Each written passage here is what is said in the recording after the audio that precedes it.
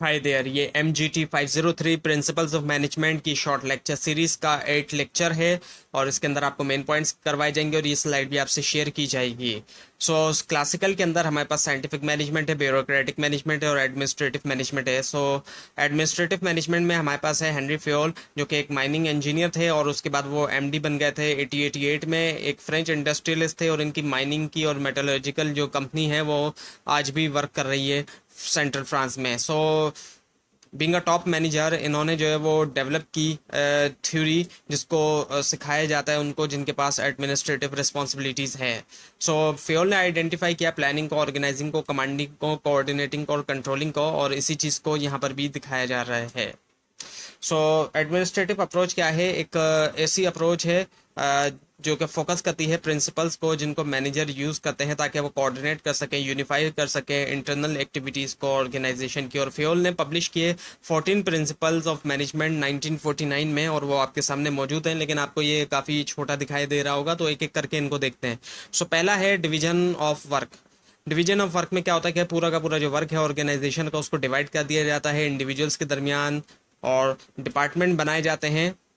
और इससे क्या होता है कि स्पेशलाइजेशन होती है और स्पेशलाइजेशन की वजह से जो है वो एफिशिएंसी के अंदर जो है वो इजाफा होता है। उसके बाद आती है फिर अथॉरिटी। सो हेनरी फ्योल के मुताबिक बैलेंस होना चाहिए अथॉरिटी और पावर के दरमियान। अगर ज़्यादा अथॉरिटी होगी रिस्पॉन्सिबिलिटी के मुकाबले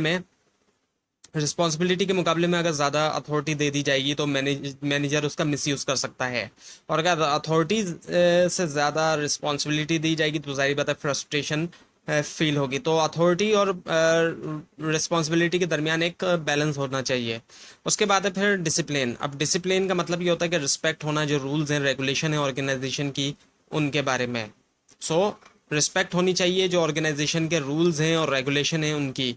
उसके बाद है फिर unity of command. Unity of command से मतलब क्या होता है कि एक एम्प्लॉय को, एक सबऑर्डिनेट को, एक वर्कर को ऑर्डर रिसीव करना चाहिए सिर्फ एक ही सुपीरियर से, एक ही बॉस से। एक ही बॉस यानी कि ऑर्डर दे किसी भी एम्प्लॉय को, ये ना हो कि एक से ज़्यादा बॉस ऑर्डर दें, वरना फिर कन्फ्यूजन हो जाएगी और फिर काफ़ी प्रॉब्लम आ सकती है। और यूनिटी ऑफ डायरेक्शन भी हो, जितनी भी एक्टिविटीज़ जिनके सेम ऑब्जेक्टिव हैं उनको एक ही मैनेजर डायरेक्ट करे और वो लाजमी जो है वो एक प्लान यूज़ करे। फॉर एग्जांपल जैसे कि मार्केटिंग एक्टिविटीज़ है, advertising, sales, promotion, pricing policy, तो इन तमाम को जो है वो एक ही मैनेजर जो है वो डायरेक्ट करे।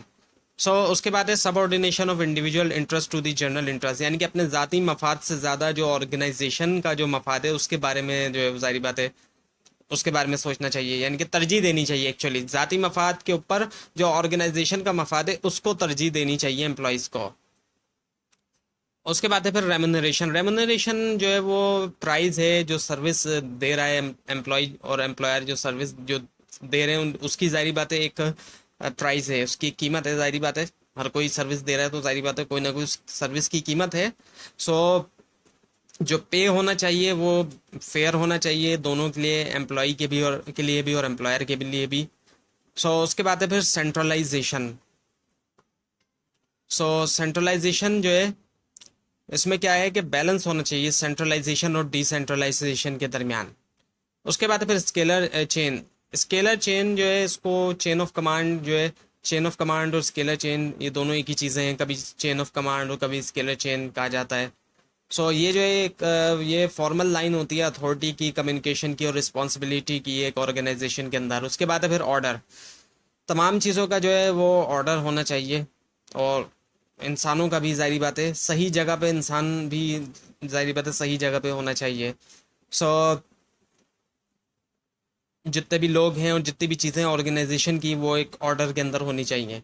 चीज़ों के लिए जो ऑर्डर होगा उसको हम कहेंगे मटेरियल ऑर्डर, और जो लोगों के लिए ऑर्डर होगा उसको हम कहेंगे सोशल ऑर्डर। उसके बाद फिर इक्विटी यानी कि इक्वालिटी होनी चाहिए। सो एम्प्लॉय को जो है वो ट्रीट करना चाहिए, डील करना चाहिए मैनेजर को काइंडनेस के साथ और जस्टिस के साथ। इक्विटी जो है वो कॉम्बिनेशन है काइंडनेस का और जस्टिस का। उसके बाद है स्टेबिलिटी ऑफ पर्सनल टेन्योर। अब इसमें क्या है कि अगर एम्प्लॉय जाहिर बात है जल्द से जल्द जॉब छोड़ के चले जाते हैं तो फिर ऐसे सिचुएशन में नए आने वाले एम्प्लॉय को टाइम लगता है। हाई टर्नओवर जो है उसको रोका जाना चाहिए। हाई टर्नओवर को रोका जाना चाहिए। नए एम्प्लॉय अगर आते हैं तो उनको फेयर टाइम दिया जाए फेयर एनफ टाइम दिया जाए कि वो सेटल हो सके अपनी जॉब के अंदर, क्योंकि जाहिर बात है टाइम लगता है जॉब के बारे में सीखने में और एफिशिएंट होने में। अगर ऐसा नहीं होगा तो जाहिर बात है एम्प्लॉयज़ जल्दी जल्दी जॉब छोड़ के जाते रहेंगे और फिर इससे ऑर्गेनाइजेशन का नुकसान होगा। उसके बाद है फिर इनिशिएटिव मैनेजर को जो है वो इनकरेज करना चाहिए, इनिशिएटिव को एनकरेज करना चाहिए एम्प्लॉयज़ को, ताकि वो अपने प्लान खुद बनाएं और वो एग्जीक्यूट भी करें उन प्लान्स को। उसके बाद है स्पिरिट डी कॉर्प, इसका मतलब होता है टीम स्पिरिट।